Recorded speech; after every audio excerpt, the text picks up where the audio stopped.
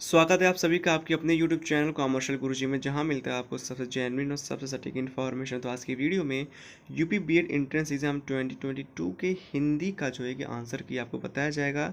लगभग आपके जो 50 क्वेश्चन आए थे उसमें से लगभग जो है 45 से 50 क्वेश्चन के आसपास जो है कि आपको यहाँ पर आंसर की जो है कि बताए जाएंगे।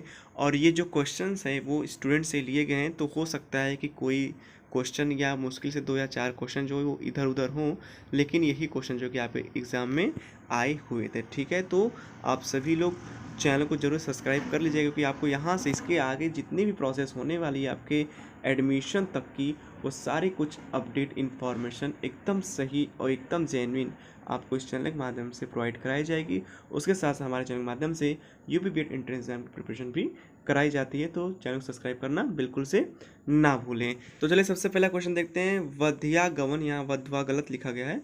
वध्यागमन में कौन सी संधि है? तो इसमें जो यण संधि है वधु धन आगमन होगा। ठीक है। दूसरा क्वेश्चन पूछा गया है कि हिंदी का पाणिनि किसे कहा जाता है? तो हिंदी का पाणिनि जो है वो किशोरीदास वाजपेयी को कहा जाता है। आच्छादन में कौन संधि है? तो जहाँ पर आधा च और छ आपको मिल जाए तो सीधा जो है कि व्यंजन संधि वहाँ पर हो जाएगा। तपोवन में कौन संधि? ये क्वेश्चन मैंने अपने लाइव क्लास में सीधा सीधा जो है कि कराया हुआ था। तपोवन में कौन संधि है? तो तपोवन में जो है कि आपकी विसर्ग संधि है। तप धन वन, तपोवन। ठीक है। प्रत्युत्कार का संधि विकसित करिए। तो प्रतिधन उपकार, ये भी क्वेश्चन जो है कि हमारे लाइव क्लासेस में कराई गई हैं, जिसमें कि आपका जो है कि कौन संधि हो जाएगी? यण संधि, जिसमें य व र आएगा वो क्या हो जाएगा? वो यण संधि हो जाएगा। तो प्रत्युपकार में जो है कि यण संधि है। ठीक है। ओष्ठी व्यंजन कौन सा है? तो ओष्ठी व्यंजन आपके जो प वर्ग हैं, ठीक है, प फ ब भ म, ये ओष्ठी व्यंजन है। इन पांचों में से अगर कोई भी होगा तो वही आपका जो एक आंसर हो जाएगा। आविष्कार की शुद्ध वर्तनी, आविष्कार जो है कि शुद्ध वर्तनी यहाँ पर शुद्ध लिखा गया है, यही जो है कि आविष्कार की शुद्ध वर्तनी होगी। अंताक्षरी का पूछा गया था, तो अंताक्षरी का शुद्ध वर्तनी इस तरीके से होगा। ठीक है, आधा न और आधा त जो है कि य में लगा होगा, तो यही अंत्याक्षरी का शुद्ध वर्तनी होगा। ठीक है। आविष्कार जो है कि इस तरीके से शुद्ध वर्तनी होगी।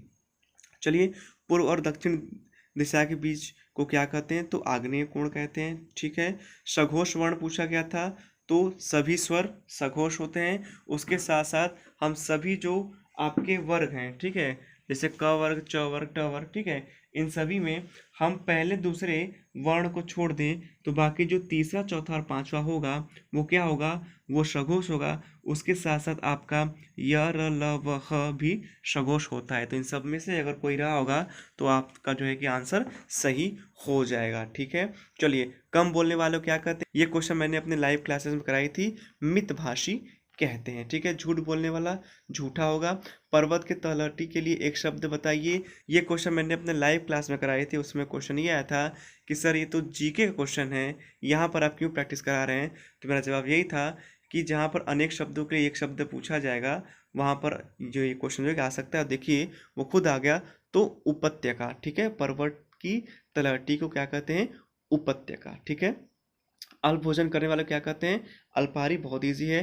पर्वत के ऊपरी भाग क्या कहते हैं? तो अधित्यका। ठीक है। तो ये दोनों क्वेश्चन जो है कि मैंने अपने लाइव क्लासेस में कराए थे। ठीक है। चलिए, चरण कमल बंदोहरिया, ये भी क्वेश्चन हमारे लाइव क्लास में कराया गया था। रूपक अलंकार है। चरण रूपी कमल की वंदना यहाँ पर की जा रही है। ठीक है। उपमेय में उपमान का जो है कि भेद रहित आरोप लगाया जा रहा है। ठीक है। भाषा के लिखित रूप को क्या कहते हैं? ये क्वेश्चन कंफर्म नहीं हो पाया कि भाषा का लिखित रूप पूछा गया है या फिर भाषा की सबसे छोटी इकाई पूछी गई है। अगर भाषा की सबसे छोटी इकाई पूछी गई होगी तो उसका जो उत्तर वो ध्वनि होगा। अगर भाषा का लिखित रूप पूछा गया होगा तो भाषा के लिखित रूप को हम लिखित भाषा ही कहते हैं। चलिए आगे बढ़ते हैं। तो हिंदी दिवस कब मनाया जाता है? 14 सितंबर को मनाया जाता है। शिकायत के लिए प्रयुक्त शब्द क्या है? परिवाद। बिल्कुल सही। उर्वशी के लेखक कौन है? बहुत ही सिंपल क्वेश्चन, रामधारी सिंह दिनकर जी हैं। आगे बढ़ते हैं। सत्यार्थ प्रकाश के रचनाकार कौन है? तो दयानंद सरस्वती हैं। आगे बढ़ते हैं। मिश्र बंधु के द्वारा अलंकृत काल किसे कहा गया है? तो रीतिकाल इसका जो है सही जवाब होगा। आगे बढ़ते हैं। चरण क्रम ये हो गया है। कौन सा अलंकार रूपक अलंकार है? हथनी पानी पीता है, इसमें जो है कि शुद्ध वाक्य पूछा गया था। तो हानि पानी तो हाथी पानी पीता है। ठीक है। ये आपका शुद्ध हो जाएगा। देवनागरी लिपि से कौन सी लिपि उत्पन्न हुई है? तो ब्राह्मी लिपि उत्पन्न हुई है। ठीक है। कीर्तिलता में विद्या पति ने कौन से जिले का प्रकाशन किया था? तो जौनपुर जिले का प्रकाशन उन्होंने किया हुआ था। ठीक है। पिताजी को नमस्कार, उपर्युक्त वाक्य में पिताजी को कौन सा कारक है? तो आपको अच्छे से कर्ता ने कर्म को, तो यहाँ पर पिताजी को है, तो कौन सा कारक हो जाएगा? कर्म को। ठीक है। साहित्य अकादमी पुरस्कार दया प्रकाश सिन्हा को सम्राट अशोक पुस्तक के लिए 2021 में जो है कि मिला था। ठीक है। अभिशाप का विलोम शब्द क्या हो जाएगा? वरदान हो जाएगा। यज्ञ का विलोम शब्द क्या हो जाएगा? विज्ञ हो जाएगा। ठीक है। अर्थ का विलोम शब्द क्या हो जाएगा? इति हो जाएगा। हो सकता है कि एक दो क्वेश्चन यहाँ पर एक्स्ट्रा हो गए हों, लेकिन आपको जो है कि यहाँ पर 50 जो आपके क्वेश्चन बने थे वो लगभग आपको यहाँ पर बता दिए जाएंगे। ठीक है। अनुग्रह का विलोम क्या था? तो विग्रह था। ठीक है। अंतर्मुख का क्या होगा विलोम? बहिर्मुख हो जाएगा। ठीक है। तो इन विलोम में से जो है कि विलोम शब्द आपके एग्जाम में आए हुए थे। आ का तत्सम अक्षी, हमारे लाइव क्लास में इस क्वेश्चन को डायरेक्टली कराया गया था। कंधे का तत्सम, इसको भी कराया गया था। स्कंद मतलब क्या होता है? कंधा होता है। तत्सम क्या होता है? जो संस्कृत शब्द होता है। और तद्भव क्या होता है? जो संस्कृत से टूटे फूटे शब्द जो है कि आज के आधुनिक समय में यूज किए जाते हैं। ठीक है। नासिका का तत्सम नहीं, यहाँ नासिका का तद्भव होगा तो वो नाक हो जाएगा। ठीक है। जिह्वा का तद्भव क्या हो जाएगा?